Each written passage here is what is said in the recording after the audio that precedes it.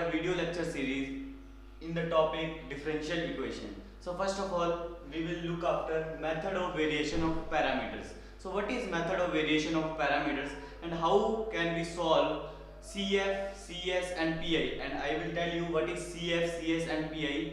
So please watch the video till the end. Thank you. So guys, सबसे पहले हम देखेंगे कि method of variation of parameter से पर्टिकुलर इंटीग्रल कैसे निकाला जाता है। तो उसका एक फॉर्मूला होता है, वो हम देखेंगे कि जो पर्टिकुलर इंटीग्रल होता है उसका फॉर्मूला होता है minus of y1 integration of y2 into X by w plus y2 into integration of y1 into X by w into dx। इस फॉर्म में ये फॉर्मूला रहता है।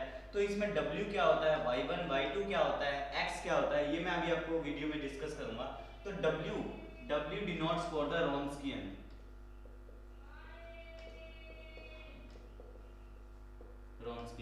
सो हम इससे पर्टिकुलर इंटीग्रल निकालते हैं और हम जानते हैं कि जो कंप्लीट सॉल्यूशन होता है वो CF प्लस PI होता है।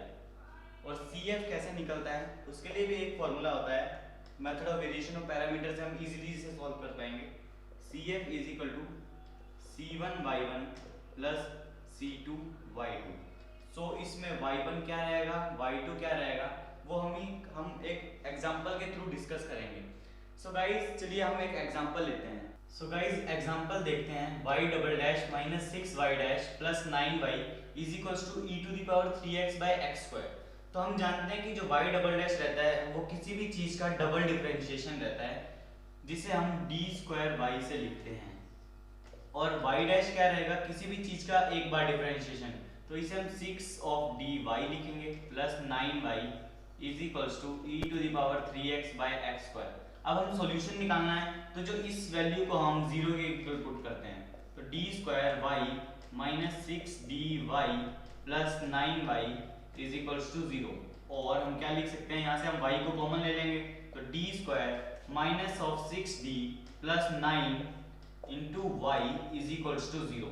तो y अगर यहाँ जाएगा तो 0 बाय 0 हो जाएगा। तो इसका सॉल्यूशन कैसे निकालेंगे हम, मिड टर्म को स्प्लिट करके। मिड टर्म को स्प्लिट करना तो आपने 6th 7th में सीखा ही होगा, पर मैं आपको एक बार दिखा देता हूँ।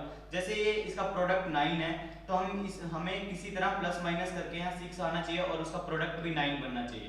तो 6 है तो अगर मैं 3 प्लस 3 करता हूँ वो 6 बनता है और 3 इंटू 3 करता हूँ तो 9 बनता है। तो मैं 2 3 के टर्म्स लूंगा जिससे ये मेरा सॉल्व हो जाएगा। तो कैसे लेंगे, d square minus of 3d minus 3d plus 9 is equals to 0। तो देखो माइनस माइनस प्लस होता है तो माइनस ऑफ 6d, वही इक्वेशन दोबारा फॉर्म हो जाएगी। तो अब हम क्या करेंगे, यहाँ से d कॉमन ले लेंगे, यहाँ से 3 कॉमन ले लेंगे। तो यहाँ से d कॉमन लेने के बाद क्या बचता है, d minus 3 minus of 3d minus 3 is equals to 0। So d minus 3 into d minus 3, इसके रूट्स बन गए 2 और इसका सॉल्यूशन हो जाएगा d इज इक्वल्स टू 3 और d इज इक्वल्स टू 3। तो जो ये वैल्यू आ रही है d की वो क्या है, मतलब एक तो रियल वैल्यू है वो और वो क्या है, इक्वल। तो रियल और इक्वल वैल्यू जब होती है तब हम उससे कैसे CF निकालते हैं तो वो हम देखते हैं।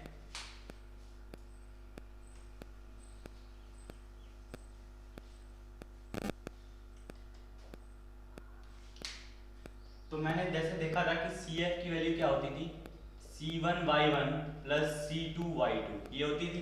तो हमने किसी भी तरह इस इक्वेशन की फॉर्म में लेके आनी है। तो देखो CF अगर रियल एंड इक्वल जब भी रूट्स होंगे तो CF की वैल्यू रहती है C1 plus C2x whole e to the power mx। m क्या रहता है, जो भी हमने यहाँ रूट लिया है वो रहेगा, पर यहाँ रूट इक्वल है तो m की वैल्यू हम एक ही लेंगे 3। तो क्या बन जाएगा, CF is equals to C1 plus C2x into e to the power 3x। m की जगह मैंने 3 ले लिया और इस हम ब्रैकेट को खोल देंगे तो क्या बन जाएगा, CF is equals to C1 into e to the power 3x plus C2x into e to the power 3x। अगर मैंने इस इक्वेशन को 2 मान लिया, ये जो इक्वेशन मैंने ली है इसे मैंने 1 मान लिया, तो अब जब हम दोनों को कंपेयर करेंगे तो क्या देख रहे हैं, C1 सेम है, यहाँ भी C1 सेम है, यहाँ e to the power 3x है और यहाँ y1 है। तो मतलब हम यहाँ से अंदाजा लगा सकते हैं कि जो y1 की वैल्यू होगी वो e to the power 3x हो जाएगी, ठीक है। और यहाँ C2 है, यहाँ भी C2 है और y2 की जगह क्या है, x e to the power 3x। तो तो यहाँ से y2 की वैल्यू क्या होगी, x e to the power 3x। ठीक है, तो हमने y1 और y2 की वैल्यू मिल गई है, मुझे w की वैल्यू निकालनी है। तो w की वैल्यू भी देख लेते हैं कि कैसे निकालते हैं।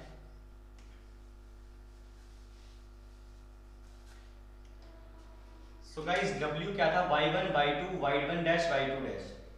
तो w is equals to y1 क्या है मेरे पास e to the power 3x और y2 क्या है x into E to the power 3x। अब y1 का डिफरेंशिएशन पूछा है, तो y1 का डिफरेंशिएशन क्या होता है, इसका देखो 3x के साथ जो भी टर्म हो जाएगी वो नीचे आ जाती है, तो क्या हो जाता है 3 into E to the power 3x, ये हो जाएगा y1 का। और y2 का डिफरेंशिएशन मैं आपको साइड में करके दिखा देता हूँ, यहाँ साइड में y2 का डिफरेंशिएशन, तो यह प्रोडक्ट रूल लगेगा इसमें, जो a इंटू बी रूल होता है, उसको हम जानते हैं कि कैसे सॉल्व करते हैं। तो x को पहले एक जगह रखेंगे, e to the power 3x का डिफरेंशिएशन करेंगे, तो 3 into E to the power 3x plus का साइन आएगा, e to the power 3x को यहाँ रखेंगे और x का डिफरेंशिएशन क्या हो जाएगा 1। ठीक है, तो y2 डैश की वैल्यू यहाँ से क्या आ जा रही है 3x e to the power 3x प्लस e to the power 3x। तो ये वैल्यू हम यहाँ पुट कर देते हैं। So 3x e to the power 3x प्लस e to the power 3x। ठीक है, ये वैल्यू आ चुकी है। अब हम इसे सॉल्व करेंगे।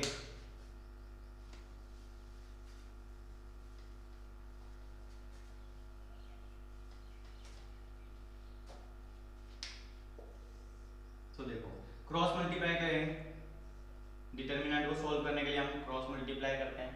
तो w की वैल्यू क्या हो जाएगी, जब मैं इसको इसके साथ इंटू करूंगा तो e to the power ex यहाँ है, e to the power ex यहाँ है, so e to the power 6x हो जाएगा, तो 3x into e to the power 6x। ठीक है, और इसको इससे भी इंटू करेंगे तो क्या हो जाएगा plus e to the power 6x। ठीक है, और माइनस का साइन आता है जब हम दूसरी तरफ मल्टीप्लाई मतलब करते हैं, तो फिर क्या हो जाएगा 3x e to the power 6x, 3x e to the power 6x। तो ये टर्म और ये टर्म सेम है, बट क्या डिफरेंस है, साइन का डिफरेंस है, तो इसे हम कैंसिल कर देंगे और ये 0 के इक्वल हो जाएगा। तो w की वैल्यू हमें finally e to the power 6x मिल गई है। तो अब हम y1 की वैल्यू पता है मुझे, y2 की वैल्यू पता है, w की वैल्यू पता है, और x की वैल्यू कहाँ से निकालते हैं, ये x होता है जो राइट हैंड साइड में टर्म होती है, इसको हम x की वैल्यू बोलते हैं। ठीक है, तो अब हम इस सब वैल्यूज को फॉर्मूला में पुट करेंगे। पहले मैं यहाँ लिख लेता हूँ y1 is equal to E to the power 3x और y2 मेरा कितना है x into E to the power 3x। अब हम फॉर्मूला में वैल्यूज को पुट करते हैं। तो हमारा फॉर्मूला क्या था guys, minus of y1 integration y2 x divided by w into dx plus y2 into y1 x divided by w into dx, ये था। तो हम वैल्यूज को पुट कर देते हैं, अब आसान है। y1 की वैल्यू क्या है e to the power 3x, तो minus of e to the power 3x, y2 की value x into E to the power 3x into x की वैल्यू ये है जो मैंने आपको बताया राइट हैंड साइड की टर्म, तो इसे क्या लिखेंगे e to the power 3x divided by x square, और w की वैल्यू क्या है e to the power 6x plus y2 की वैल्यू यहाँ से ले लेंगे x into E to the power 3x, y1 की value e to the power 3x है, x की वैल्यू यही लेंगे और dx। ठीक है, तो ये लिख देंगे हमारी जो वैल्यूज हैं। ठीक है, अब देखो e to the power 3x into E to the power जब 3x होता है तो क्या होता है, जो पावर में टर्म्स होती हैं वो एडिशन हो जाएगा, तो ये e to the power 6x बन जाएगा। तो e to the power 6x से मैं इसे काट सकता हूँ, और एक x से मैं एक x काट दूंगा तो क्या बचेगा 1/x बच जाएगा। और यहाँ से देखो e टू दी पावर 6 है, यहाँ से मैं कुछ काट नहीं सकता, तो अब देखो क्या करेंगे,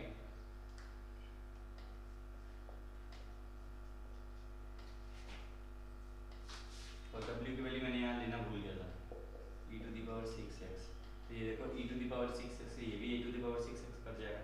तो पर्टिकुलर इंटीग्रल फाइनली क्या होगा minus of e to the power 3x integration of 1/x into dx plus x into E to the power 3x और 1/x स्क्वायर इंटू dx। तो हम जानते हैं कि dx बाय x का जब भी इंटीग्रेशन होता है तो किसके इक्वल रहता है, integration of 1/x into dx is equal to log x plus some constant c, और 1/x स्क्वायर का इंटीग्रेशन करते हैं तो क्या होता है, ये तो आपने पढ़ा ही होगा, माइनस 1/x प्लस c। ठीक है, तो ये minus of e to the power 3x, तो इसका क्या किया था log x, plus x into E to the power 3x, और इसका -1/x हो जाएगा, तो -1/x, तो एक x से एक x कट जाएगा। आगे देखते हैं।